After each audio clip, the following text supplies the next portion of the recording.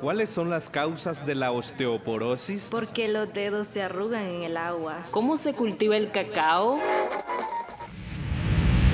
Presentamos Oigamos la Respuesta, el podcast de preguntas y respuestas del Instituto Centroamericano de Extensión de la Cultura, ICQ. Este es un programa donde el contenido siempre trae datos interesantes sobre agricultura, salud, personajes fascinantes, arte, tecnología y mucho más. Querido público, damos inicio a un programa del recuerdo. ¿Por qué se dice que es malo comer muy rápido los alimentos? Esta pregunta nos la hace una estimable joven que nos escribe desde Heredia, Costa Rica. Oigamos la respuesta. Según nos dicen los nutricionistas, el comer despacio y masticar muchas veces los alimentos es una costumbre muy saludable por varias razones. La saliva tiene ciertas sustancias que pueden eliminar bacterias. Cuando le damos muchas vueltas a la comida en la boca, aumenta la cantidad de saliva que destruye muchas de las bacterias que pueden venir en la comida. Además, toda esa saliva nos ayuda a tragar mejor. Si masticamos bien la comida, tendremos una digestión mucho más saludable. Por último, si comemos muy rápido, ingerimos más alimentos, ya que el cerebro tarda 20 minutos en recibir la señal de que el estómago está lleno. Por lo tanto, comer despacio también ayuda a quienes quieren adelgazar. Quiero saber cuál cultura o sociedad es la más antigua del mundo y desde cuándo existe. Esta pregunta nos la hizo Antonio García Gómez, que nos escribe desde Nagarote, León, Nicaragua. Escuchemos la respuesta. Se considera que los egipcios y los sumerios son las dos civilizaciones más antiguas del mundo. Estos pueblos existieron hace unos 7.000 años. Los sumerios estaban localizados en Mesopotamia, en lo que hoy en día es el país de Irak, y los egipcios en el norte de África, junto al mar Mediterráneo. Los sumerios fueron los primeros que inventaron un sistema de escritura que se basaba en pequeños dibujos o símbolos de las cosas. Con el tiempo, esos símbolos se fueron simplificando y se convirtieron en rayitas. Estas rayitas eran gruesas en un lado y en el otro terminaban en una punta. Como parecían cuñas, se llamó a aquel estilo de escritura cuneiforme, es decir, líneas en forma de cuñas. Esa escritura la realizaban en tablitas de barro cocinado. Otro invento muy importante de los sumerios fue la rueda, que les permitió grandes avances en la construcción, la agricultura y el dominio de otros pueblos vecinos. Los sumerios también levantaron las primeras ciudades del mundo y aprendieron a fabricar objetos de bronce. Los egipcios, por su parte, fueron grandes matemáticos y astrónomos. Ellos crearon el primer calendario solar hecho por el hombre. También fueron grandes constructores y hábiles escultores de la piedra. El pueblo de Egipto era un pueblo muy religioso. La parte más importante de la religión de los egipcios era su preocupación por la vida del más allá, por el culto a la muerte. Por eso, las construcciones de los egipcios, sobre todo las pirámides, que eran las tumbas de los faraones, eran grandiosas. Las pirámides se construyeron con enormes bloques de piedra. Todavía hoy tratan de averiguar los científicos cómo llevaron a cabo esa gran obra. En las tumbas se han encontrado a más de 100 metros de profundidad los ataúdes o sarcófagos tallados en oro, acompañados de riquísimas joyas, muebles, vestidos finísimos, perfumes y esculturas. Los egipcios también eran buenos ingenieros, ya que aprendieron a controlar las inundaciones del gran río Nilo, que ocurrían todos los años.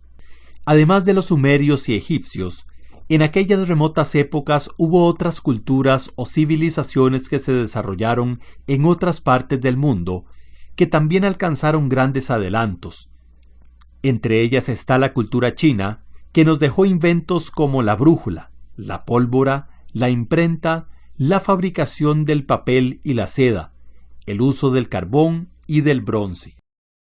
Están escuchando y disfrutando un programa del recuerdo.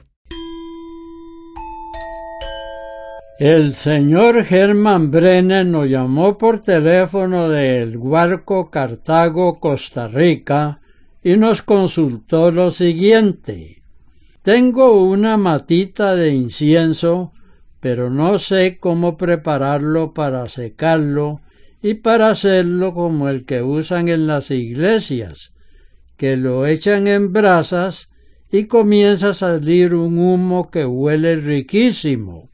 Oigamos la respuesta. El incienso se saca de la resina de unos árboles que crecen en África y en algunos países árabes. Esa resina o goma la obtienen haciendo unos pequeños cortes en el tronco. El líquido que sale se va endureciendo al entrar en contacto con el aire y forma una especie de gotas de color amarillo. Esta resina la recogen y cuando tienen unos 2 a 3 kilos, se muele hasta lograr granitos de distintos tamaños. Este es el producto que se vende en las tiendas. La producción de la resina para hacer incienso es un buen negocio en esta parte de África. El problema es que sacar esa cantidad de resina debilita mucho a los árboles. Esto preocupa a los científicos, que calculan que en 20 o 30 años no habrá nuevos árboles que reemplacen a los viejos. El incienso tiene un aroma muy intenso. Por eso se utilizaba desde los tiempos bíblicos para perfumar el ambiente y disimular los malos olores. Hoy en día, el incienso se usa no solo en ceremonias religiosas, sino también para hacer perfumes y medicamentos. Y en cuanto a la planta de la que usted nos habla, y que se conoce como incienso, a pesar de tener un olor algo parecido al incienso de iglesia, no tiene ninguna relación con este producto.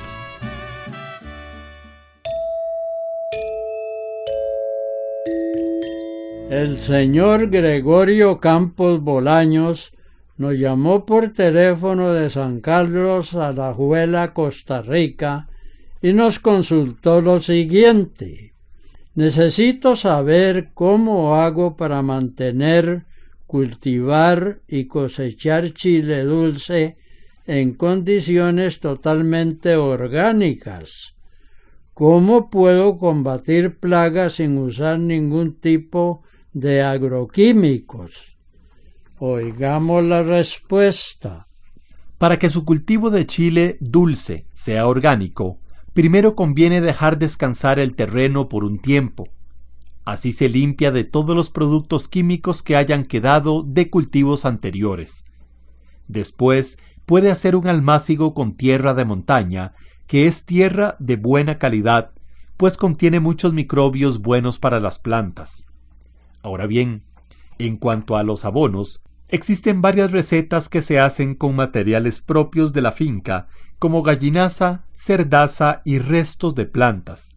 Y para controlar plagas y enfermedades, se usan preparados de ciertas plantas que tienen sustancias que alejan a los insectos. Entre ellas podemos mencionarle el chile picante, el ajo, la cebolla, el hombre grande y el tabaco.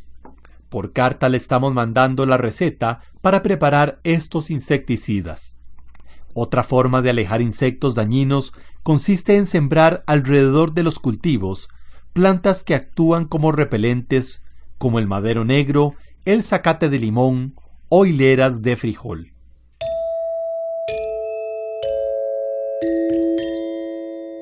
Un estimable oyente que nos escribe desde Usulután, El Salvador, nos dice lo siguiente: quisiera saber si existe alguna manera de poder preparar algún fertilizante que sirva como abono foliar. Oigamos la respuesta. Se le llama abono foliar al que se aplica sobre las hojas de una planta. Este tipo de abono se puede preparar de forma casera usando frutas. Se pueden usar, por ejemplo, guayabas, piñas, bananos y mangos, pero no deben usarse naranjas, limones, mandarinas, toronjas ni ninguna otra fruta de esta misma familia. Primero se cortan las frutas en rodajas y se echan en un recipiente plástico, agregando 1 kilo de miel de purga por cada kilo de frutas. Luego se dejan fermentar durante 8 días y cuando dejan de producir espuma, el abono ya está listo para ser usado. Por cada litro de agua que coja la bomba de atomizar, se pone 1 cucharadita de abono. Además, a cada bomba se le puede agregar 6 cucharadas de almidón de yuca, que se usa como adherente o pega. Esto sirve para que el abono se quede pegado a las hojas de las plantas, de manera que lo puedan absorber. El inconveniente de usar un abono foliar preparado con frutas es que pueden aparecer en los cultivos plagas de áfidos, que son unos insectos que le chupan la savia a las plantas. Pero los áfidos se pueden combatir usando un insecticida que se prepara con 5 chiles picantes, 1 ajo y 2 rodajas de cebolla. Para prepararlo, se muelen bien estos ingredientes y luego se cuelan y se le agregan a una bomba de atomizar que contenga 4 galones de agua. De no controlarse la plaga, se puede repetir la aplicación de este insecticida natural cada 15 días hasta que desaparezca por completo. Está escuchando un programa del recuerdo. Una estimable oyente que nos llamó por teléfono de Guanacaste, Costa Rica, nos dice lo siguiente: he estado tomando suero del cuajo de la leche porque me han dicho que es muy bueno para mantener el azúcar en buen nivel. Quiero saber si tomándolo diariamente afectará la salud o la diabetes. Oigamos la respuesta. Hasta donde sabemos, el suero del cuajo no ayuda a regular los niveles de azúcar, pero tampoco se los va a subir, porque no tiene azúcar. De manera que si usted nota que le ha caído bien, puede tomarlo diariamente sin ningún problema. También podría comer el cuajo, ya que es más nutritivo que el suero, pero en este caso no debe abusar. Lo puede comer en vez de queso. Recuerde que es muy importante que los diabéticos sigan la dieta que les manda el doctor o el nutricionista y que hagan ejercicio regularmente, porque esto les ayuda a mantener los niveles de azúcar regulados. Y desde luego, deben tomarse los medicamentos o inyectarse si el médico se los ha indicado. Agradecería información sobre cómo hacer viveros y las técnicas a usar. Esta pregunta nos la hace el señor Leonardo García, que nos escribe de Atenas, Costa Rica. Oigamos la respuesta. Los viveros son instalaciones donde se plantan o se ponen a germinar y a desarrollar diferentes tipos de matas. Hay diferentes tipos de viveros. Están, por ejemplo, los viveros que se especializan en plantas ornamentales o de jardín. También están los viveros forestales, que se especializan en árboles, y los viveros agrícolas, que se dedican a reproducir diferentes tipos de cultivos. El tamaño del vivero y las características del mismo dependerá de los fines con que se haga. Si es, por ejemplo, un vivero de plantas ornamentales, lo más recomendable es construir un invernadero con techo de láminas plásticas transparentes o cubierto con sarán. La ventaja de los invernaderos techados y cerrados a los costados es que permiten controlar la temperatura, la humedad y el viento, creando un clima especial. Así se puede tener un ambiente más apropiado para las plantas y se pueden controlar mejor las plagas de insectos, hongos y otras enfermedades.